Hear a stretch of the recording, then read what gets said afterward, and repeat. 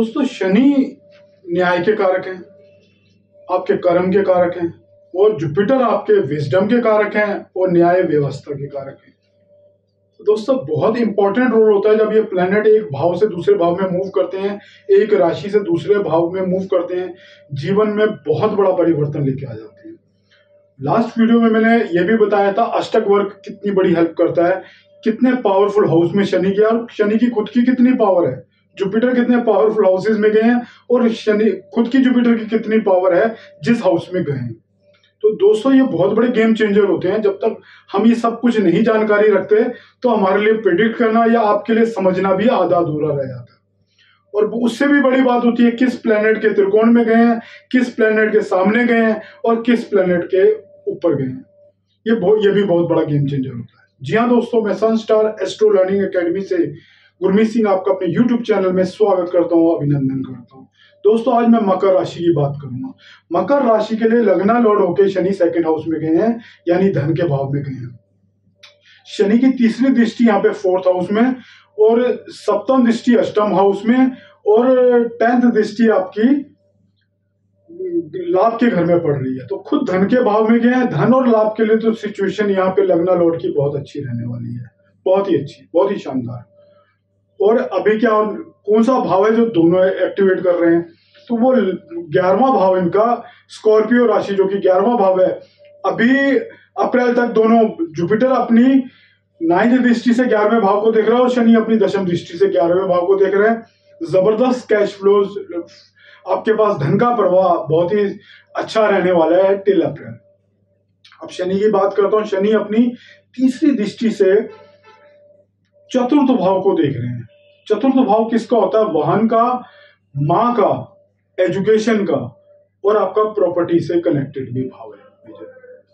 और ये भाव माँ से कनेक्ट कर रहा है और ये पिता के भाव से अष्टम भाव है। तो ना तो माता के लिए अच्छा है ये भाव, ना पिता के लिए अच्छा है। ये ट्रांजिट जो माता और पिता दोनों के लिए नहीं अच्छी रहने वाली।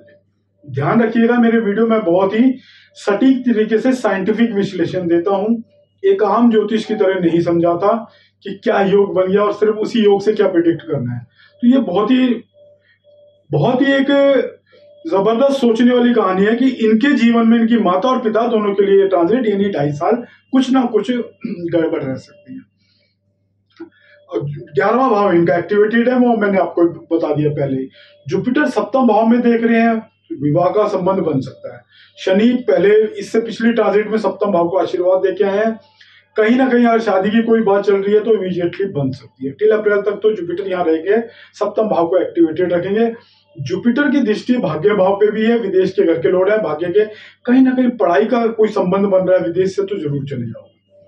धर्म से संबंध बन रहा है जुपिटर का, एक धर्म गुरु भी आपको मिल सकता है जीवन में और एक गुरु समान व्यक्ति भी आपके जीवन में आ सकता है। बहुत ही इंटरेस्टिंग है ट्रांजिट। अब क्या बात, अप्रैल ऑनवर्ड्स क्या चेंज आने वाले इनके जीवन में? अप्रैल ऑनवर्ड्स आपका जुपिटर चौथे घर में चला जाएगा। सो प्रॉपर्टी से रिलेटेड मैटर कहीं ना कहीं आपके कामयाब होने वाले हैं, क्योंकि तीसरी दृष्टि शनि की पहले ही थी। तो कहीं ना कहीं ये सब चीजें आपकी सार्थक होने वाली है। वाहन खरीदना चाहते हैं, वाहन आ जाएगा इस पीरियड में आपका। 4th हाउस के रिलेटेड आपके लाइमलाइट में रहेंगे, कुछ अच्छे कुछ बुरे भी हो सकते हैं क्योंकि भाव एक्टिवेटेड है। सब कुछ अच्छा होगा मैंने ऐसा नहीं कहा। अब चौथे भाव से शनि 12वें भाव जिसका वो लॉर्ड है, तो कहीं विदेश में भी कोई जमीन वमीन खरीदने की बात चल रही है, वो भी खरीद सकते हो।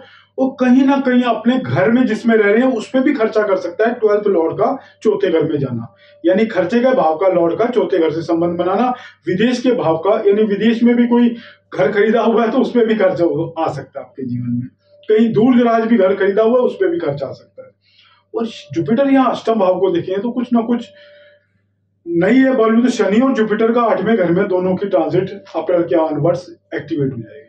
अब 8वां घर क्या है? लंबी डिसीजेस का है, मंत्र साधना का, अकल्ट का है, रिसर्च का है, आपकी गुप्त जिंदगी का भी है।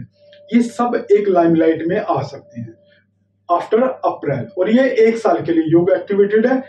अपनी हेल्थ का जरूर ध्यान रखिएगा तो दोस्तों, क्योंकि एक नेगेटिव बात यह है कि 8वां घर तो एक्टिवेट है और 8वां घर सडननेस का भी है और लंबी बीमारियों का भी है।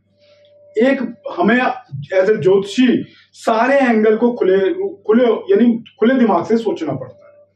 अब ये चौथे घर आएंगे तो 10th हाउस को देखेंगे। जो कि कर्म का भाव है। कर्म के लिए बहुत ही अच्छी ट्रांजिट रहने वाली है, क्योंकि कर्म का घर 10th हाउस होता है हमारा, और वहां पे जुपिटर की दृष्टि है। जुपिटर जहां देखते हैं गंगा जल छिड़कते हैं।